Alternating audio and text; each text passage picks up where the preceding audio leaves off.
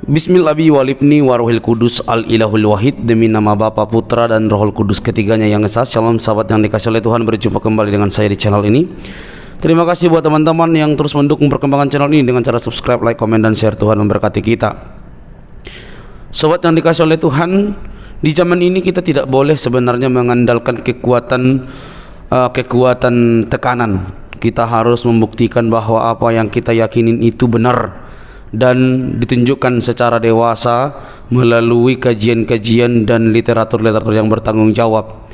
Karena zaman ini bukan zaman di mana semua bisa ditutupi, tapi semua bisa diakses, semua bisa dilihat. Kalau ada orang yang mencoba untuk mengaburkan dan menutup segala sesuatu dengan caranya sendiri, maka akan timbul orang-orang yang akan membuka kembali. Maka tekanan-tekanan yang dilakukan akan menimbulkan dampak untuk orang lain kembali mencari apa yang sedang ditekan. Kali ini kita akan melihat sebuah video, teman-teman, bagaimana MUI itu ditantang oleh seorang muslim juga untuk membuktikan apa yang mereka sedang permasalahkan. Mari kita simak, teman-teman, dan kita berikan beberapa tanggapan. Ini dia videonya.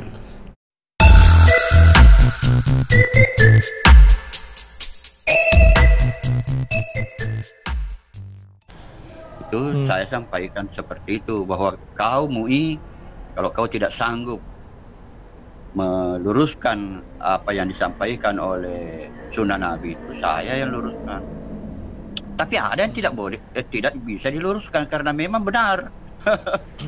Contohnya apa? Ya, saya melihat yang saya ulas di situ adalah channelnya. Yang saya ingat pada waktu saya mengucapkan bokong itu, yang saya ingat adalah channelnya Nabi, Sunnah Nabi. Oh, dari Sunnah Nabi. Ya.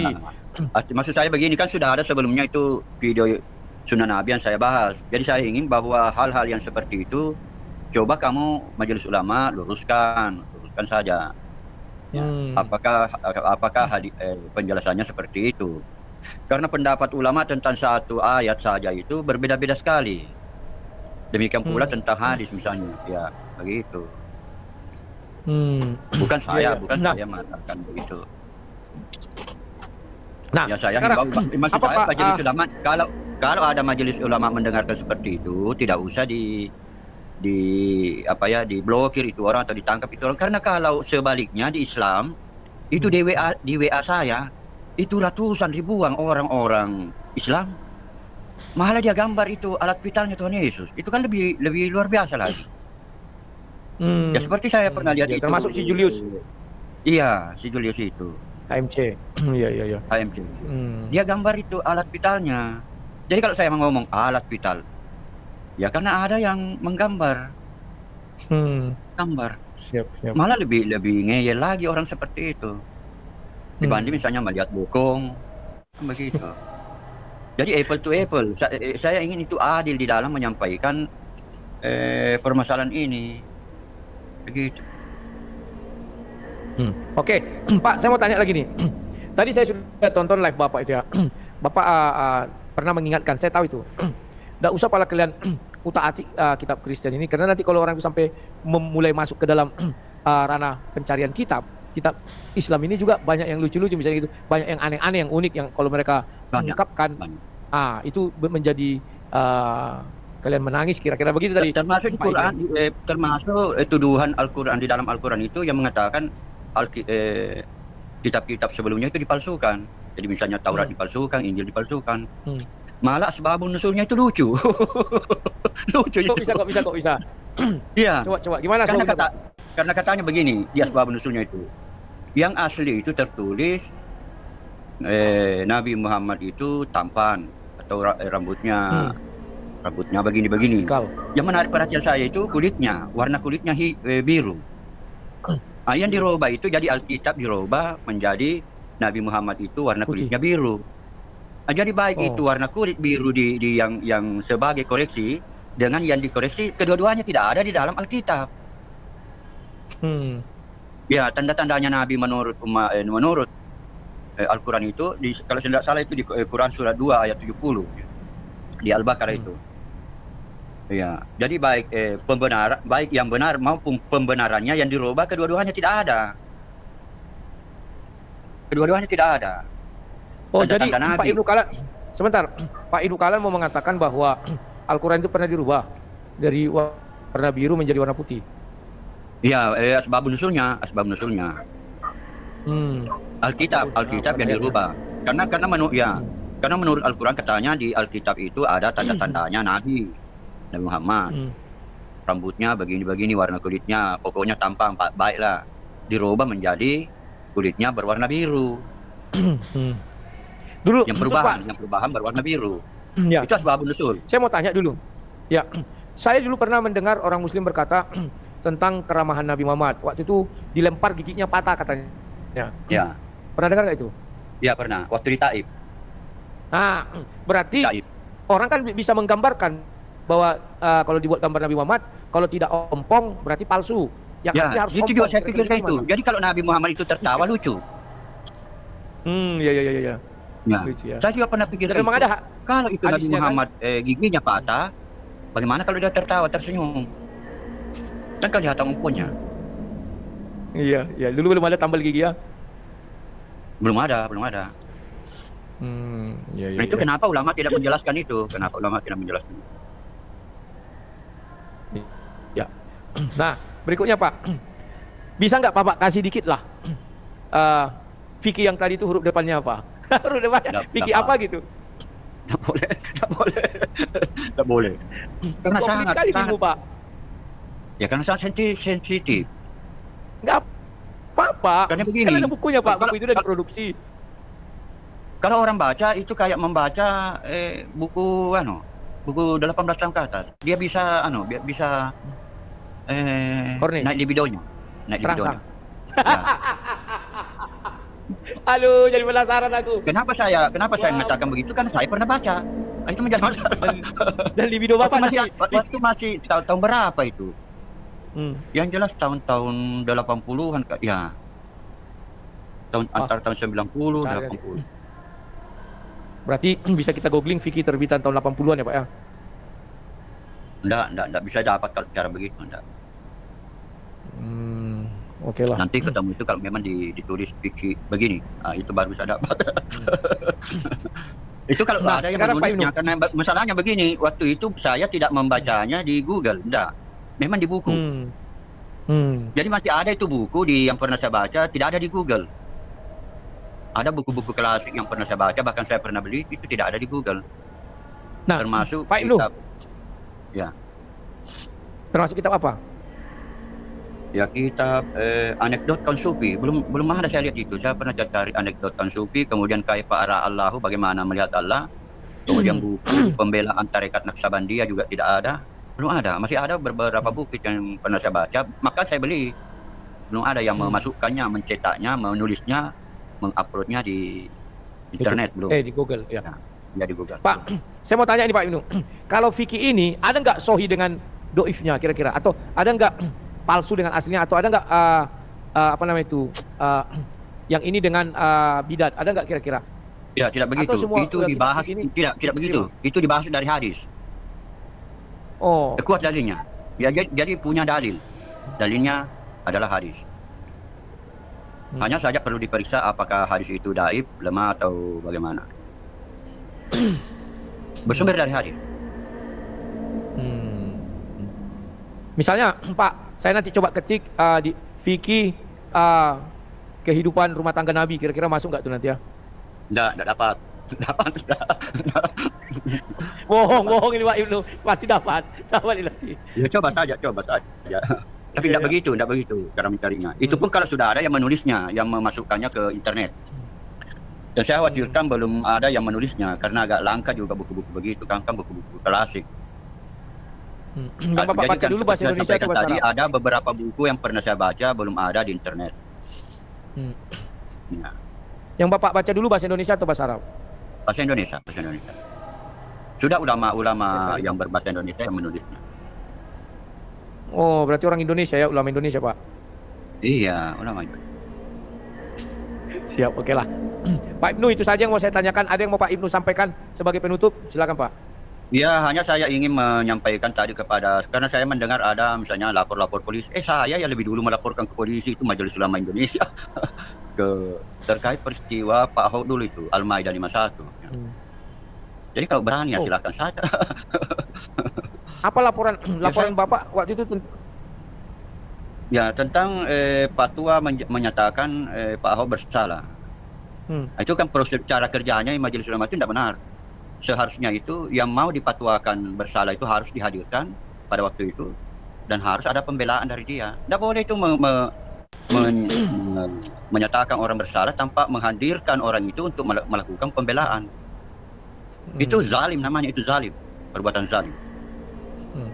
Nah, sekarang MUI sudah memfatwakan bahwa sunnah Nabi itu channel berbahaya. Kira-kira setuju nggak, Pak Ibnu? Iya, berbahaya kalau tidak tertuju kepada orang Islam yang tidak banyak membaca literatur. Tetapi kalau orang Islam yang banyak membaca literatur, seperti saya tidak ada masalah. Sisa mau diluruskan saja. Jadi bahkan saya tantang itu, MUI, kau dulu yang menjelaskan. Kalau kau tidak mampu jelaskan, meluruskan itu baru saya. Mantap Pak Ibnu. Oke, ada lagi yang mau disampaikan Pak Ibnu? Pegawainya MUI, coba kau luruskan itu hadis itu. Bagaimana itu atau ayat Al-Quran itu. Kalau kau tidak mampu, saya yang luruskan. Benteng terakhir Pak Ibnu ya. Iya, kan waktu pertama saya buat video mengkritik, mengulas channel itu, saya sampaikan seperti itu, bahwa kau MUI, kalau kau tidak sanggup meluruskan apa yang disampaikan oleh sunnah Nabi itu, saya yang luruskan. Tapi ada yang tidak bisa diluruskan karena memang benar. Contohnya apa Pak? Contohnya yang nggak bisa diluruskan? Ya, misalnya pembagian harta rampasan peran dan lain-lain. Ada beberapa yang memang benar. Orang benar. Kalau orang benar ya harus dikatakan benar. Benarnya di mana Pak? Benarnya di mana? Dan bahkan yang mencungkil mata itu, kan kejam sekali kan? Ya, kan ada videonya itu sunnah Nabi itu. Dicungkil matanya, dipotong. Nah, coba kau Majelis Ulama jelaskan itu. Apakah itu benar atau salah tindakannya Nabi Muhammad itu? Kalau menurut Pak itu benar itu? Apa kayak hadisnya itu benar? Jangan dulu dibuka rahasianya. Jangan dulu dibuka.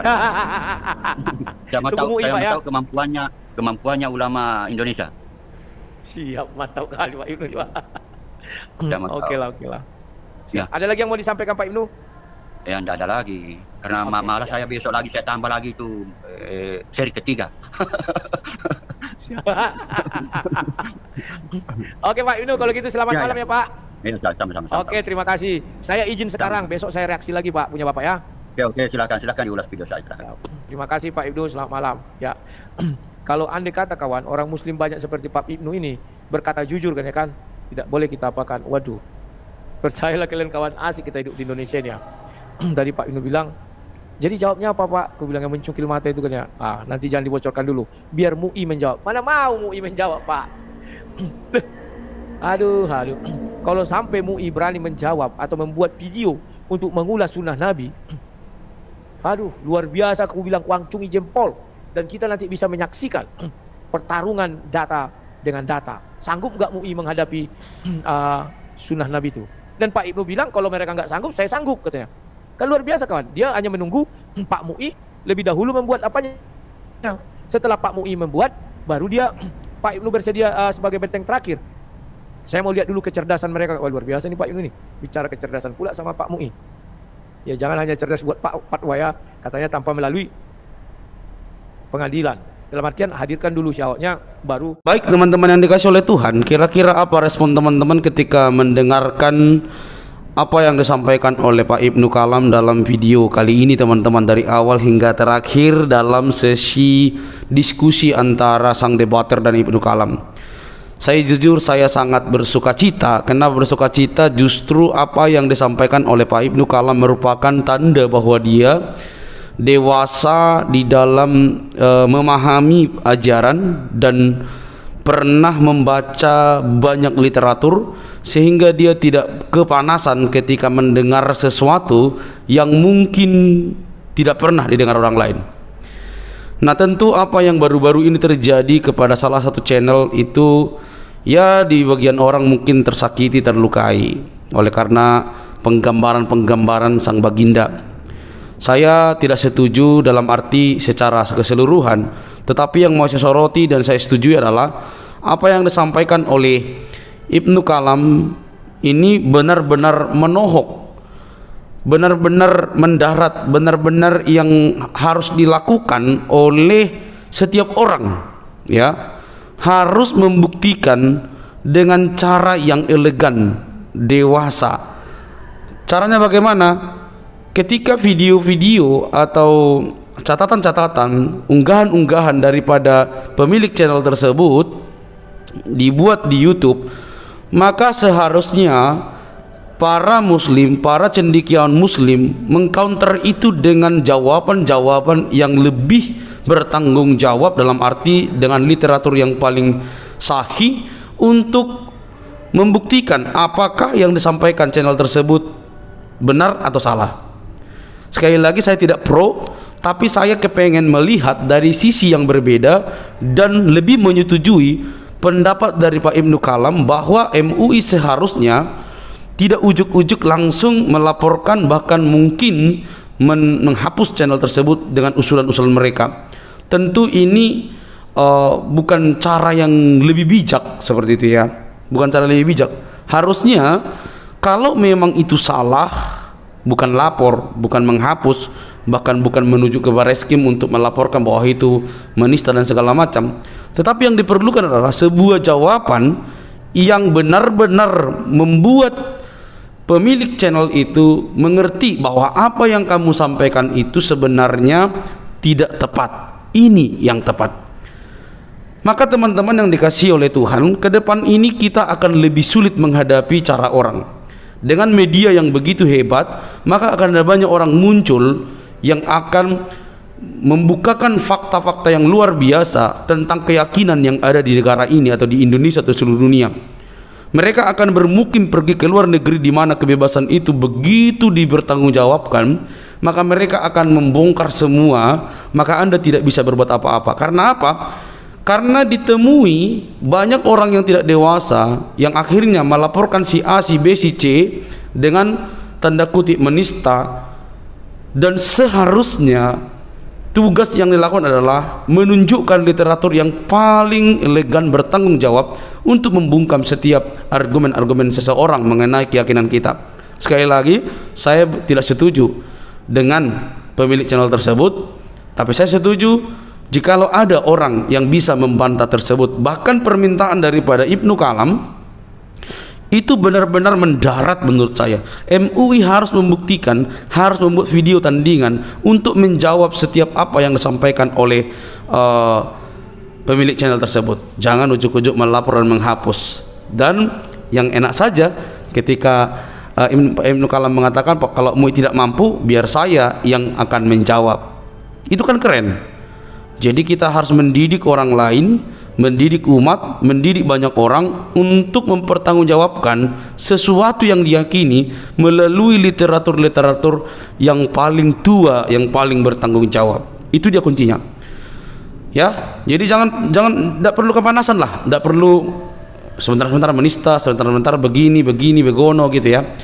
Kalau begitu bagaimana cara kita sebagai umat beragama menjadi maju? Kalau semua ujuk-ujuk dilaporkan, ujuk-ujuk di apa itu namanya itu, dituduh segala macam, akhirnya orang terbungkam, tidak mau lagi mencari tahu apa yang diyakininya.